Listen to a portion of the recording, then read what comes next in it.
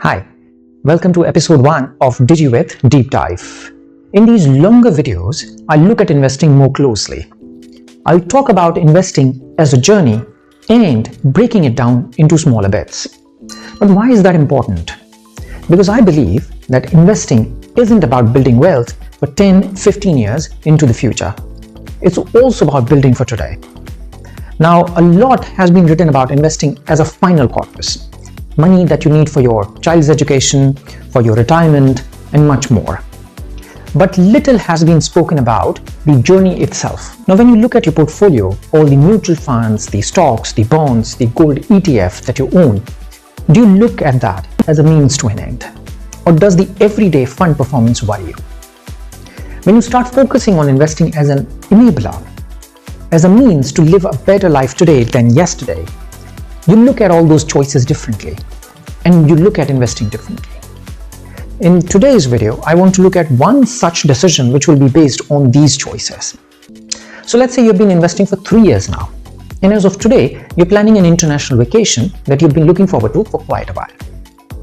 Now, how you plan to fund this vacation presents an interesting set of choices, and how you decide to go ahead with any of those choices will determine what kind of portfolio you build and also how you're going to handle all such decisions in the future. So what are these choices? Option number 1 is to stop any non-core expenses, maybe even your SIP, and fund this from a mix of your salary and credit cards. Option number 2 is to take out a personal loan because the math may make sense to some. And option number 3 is to sell some of your liquid funds. What do? Now, option 1 might look like a straightforward choice.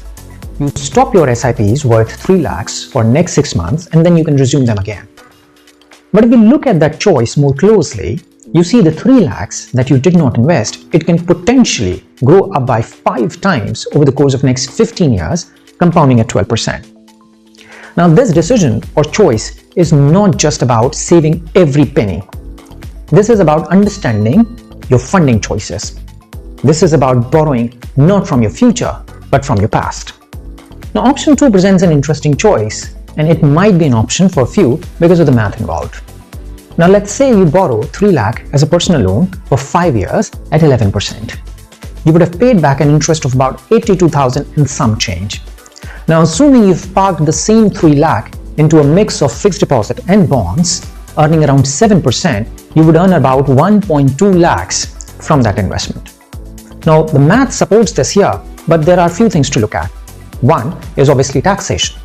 The interest that you earn from fixed deposit and bonds is now taxed at your slab rate, which means that extra money that you've earned may be less after you pay taxes.